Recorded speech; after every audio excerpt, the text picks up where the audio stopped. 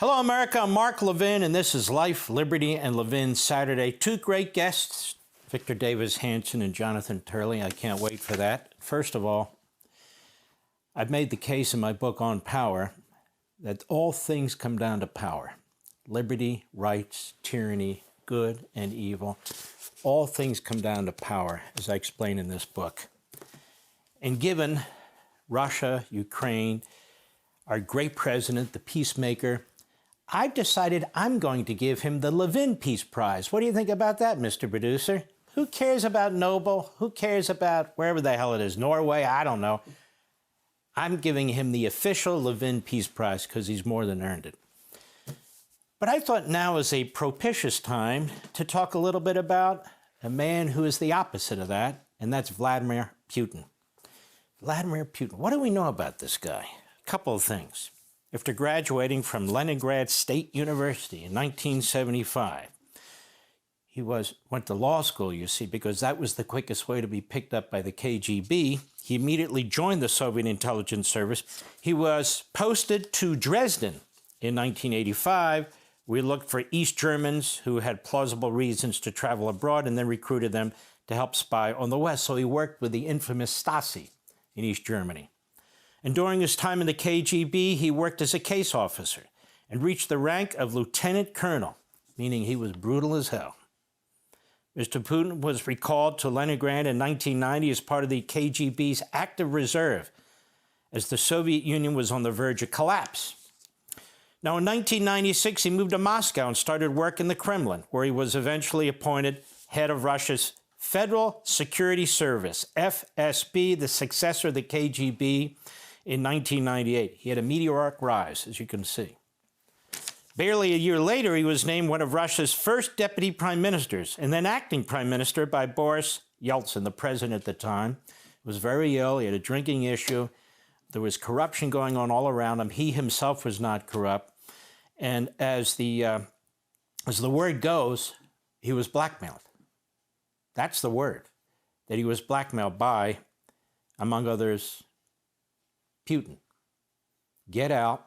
We won't charge you for these violations of law, but I want to be the next prime minister or president of Russia. So when President Yeltsin resigned, he was made acting president and officially elected president in March 2000. Now, there's a lot more to say about the man, but I can't spend all day on this, but I want you to have a taste of it. Putin has been, as the BBC reports, in power since 2000, longer than any Kremlin leader since Soviet dictator Joseph Stalin. More than Brezhnev ever was, Khrushchev for sure. He's been in office longer than Joseph Stalin. He's now into his fifth term as president. He's 72 years old. All semblance of opposition to his rule is gone.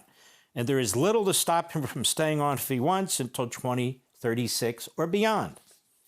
Although he appeared to embrace liberal democratic Russia early on, when the collapse of the Soviet Union occurred, he later described the chaotic collapse of the Soviet Union as the biggest geopolitical catastrophe of the 20th century.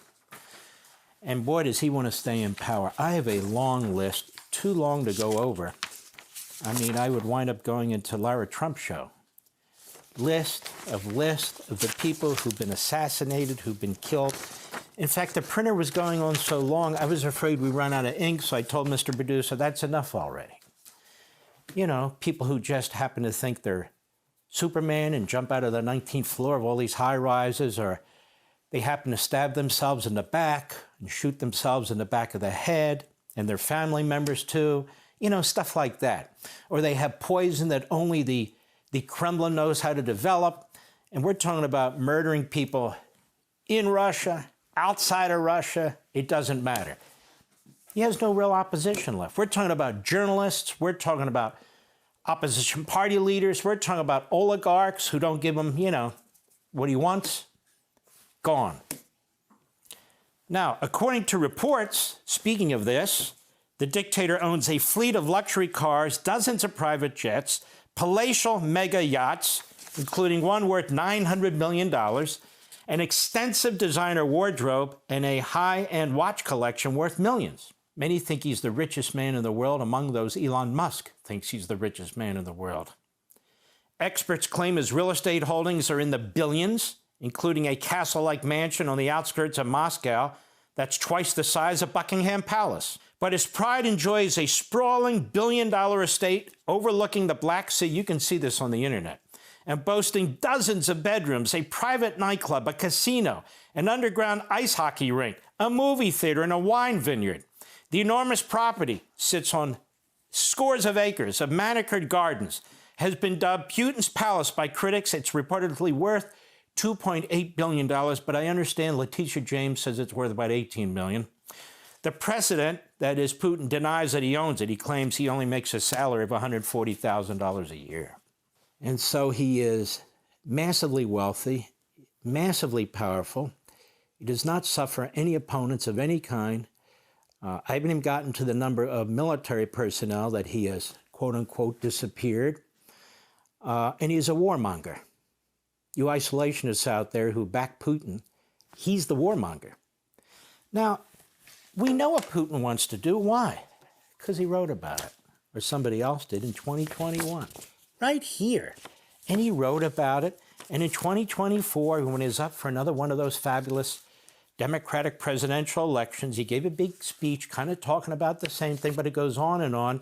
Probably had a ghostwriter like most authors do, except me. And he had this published. And in here, he basically claims all of Europe. All of Europe once spoke Russian, or the ancient words that are now Russian. And he goes into this. So Ukraine is a problem because Ukraine stands between Russia and all these NATO countries. So he's got to take out Ukraine. And besides, there are people in Ukraine who speak Russian. Well, there's people in Newark, New Jersey who speak Russian. That shouldn't mean anything, but apparently it does to him. And so all of Europe used to speak Russian, as I said, or the ancient language of Russian, and his eyes are really set beyond Ukraine, on Poland. What is it about Poland? Hitler wanted Poland, Stalin wanted Poland, the Tsar wanted Poland, Putin wants Poland, and so that's what's going on. In this long diatribe, this 2021, he talks about Poland, Romania, Lithuania, talks about most of Europe, even goes beyond Europe. It's a really amazing thing. So he is a megalomaniac, and he really is an imperialist and a warmonger. Now, let's take a look at this whole issue with Ukraine. Let's begin here. In 1994, there was something called the Budapest Memorandum. I've talked about this a long time ago, the Budapest Memorandum. What in the world is the Budapest Memorandum? Well, as the Brookings Institute points out, and they're a liberal organization, and I'm quoting a liberal organization because they actually got it right.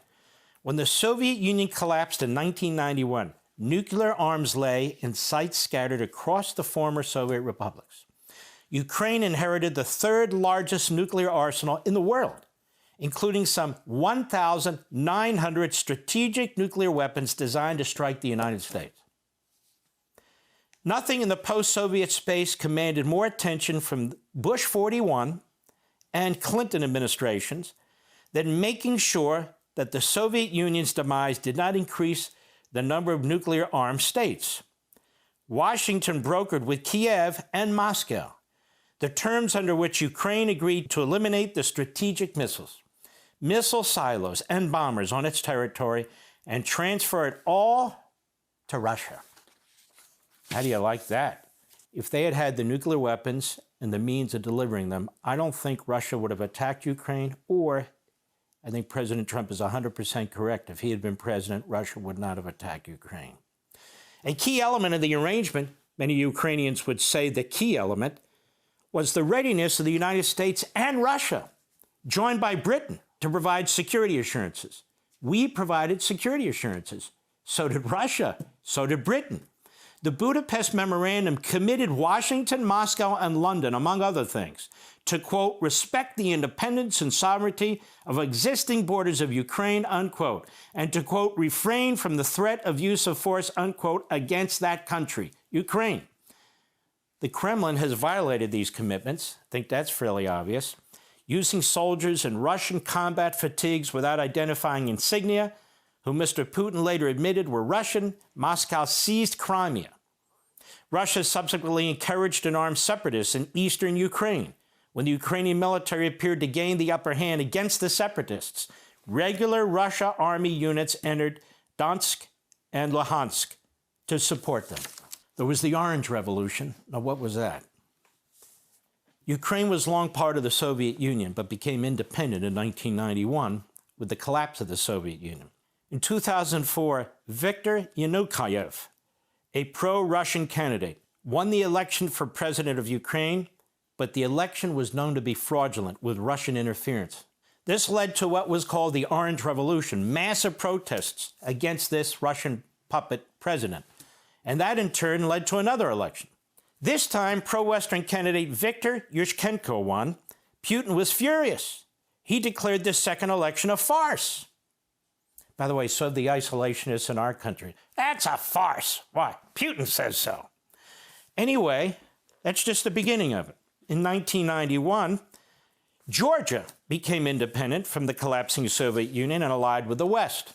In 2008, South Ossetia, part of Georgia, was trying to break away from Georgia. Russia sent troops into support of the rebels. A war broke out between Russia and Georgia, which, of course, Russia won. The result, South Ossetia was recognized as its own country. There was no pushback from the international community. Putin took note of that. Then we have Crimea. Putin was emboldened. Now remember, this Ukrainian president who was said to be pro-West, well, suddenly he kind of switched sides. People think he was bought off. He was poised to sign an agreement with the European Union, formalizing an alliance with Europe, not NATO, with the EU. But he got cold feet and he backed out all of a sudden. Well, the public was furious. Remember? There was a second election. They just elected this guy because he was anti-Russia and pro-West. Well, the public was angry. The guy had reversed course. So he was ousted as president and he fled to Russia. So in 2014, Putin invaded Crimea, which is Ukrainian territory, and then he annexed it. It is strategically important. It essentially sits in the Black Sea. Again, there was no effective pushback by the international community. So he's taking parts of Ukraine. He's involved in their election. He's taking now Crimea. He takes part of Georgia. And he's saying, hey, nobody's pushing back, man. I can keep moving. And then we have a full-scale invasion of Ukraine in 2022. Putin launched a massive full-scale military invasion, as you know, into Ukraine, declaring it a special military operation. He claimed Ukraine was controlled by neo-Nazis who were threatening Russia. He claimed that he was coming to the defense of the Russian population in eastern Ukraine. This time, of course, there was worldwide condemnation. Now, our president, the great president, Donald Trump, he talks frequently about the casualties there. The Center for Strategic and International Studies has done better than most in trying to figure out the number. This is unbelievable. But since January 2024, Russia has lost roughly 1,149 armored fighting vehicles, almost 3,100 infantry fighting vehicles, 300 self-propelled artillery. Even more noteworthy, Russian equipment losses have been significantly higher than Ukrainian losses, varying between a ratio of 5-to-1 and 2-to-1 in Ukraine's favor.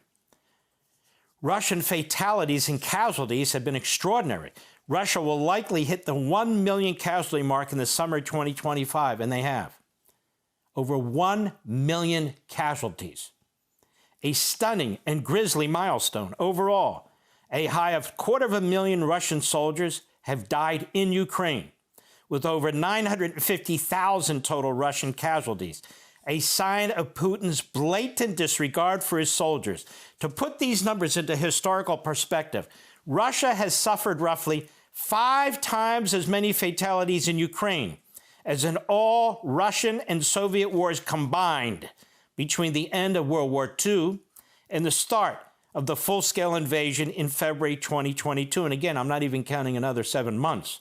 In addition, Russian fatalities in Ukraine in just over 3 years are 15 times larger than the Soviet Union's decade-long war in Afghanistan, 10 times larger than Russia's 13 years war in Chechnya. Ukrainian fatality rates are also high, at between 60,000 and 100,000 Ukrainian soldiers killed, far more Russians, with a total of 400,000 casualties, which include both killed and wounded. So you're talking about in the neighborhood of 1.5 million deaths and casualties between the Russians and the Ukrainians. That is astonishing. Astonishing.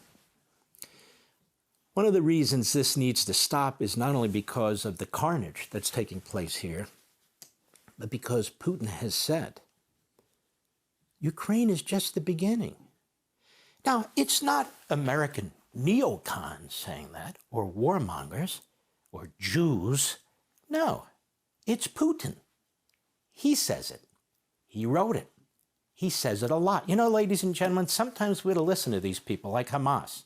We ought to listen to them like Iran. We ought to listen to them like North Korea, like Communist China, like Putin and Russia. Not because we like what they say, not because it's music to our ears, but they don't hide it. We want to destroy the West. We want to destroy the United States. We want to invade Taiwan. We want to destroy the Jews in Israel. They mean what they say. They mean what they say. And we ought to pay attention to it. Anyway, Putin is doing what he's doing. Donald Trump is dealing with it as effectively, more effectively, certainly, than any president of the United States could or any leader of the world could. That gives me a lot of solace, as a matter of fact. And don't forget this whole idea that I talk about, this power. You see Putin, you see Xi, you see Un in North Korea, you see Iran, you see Hamas, you see all of this.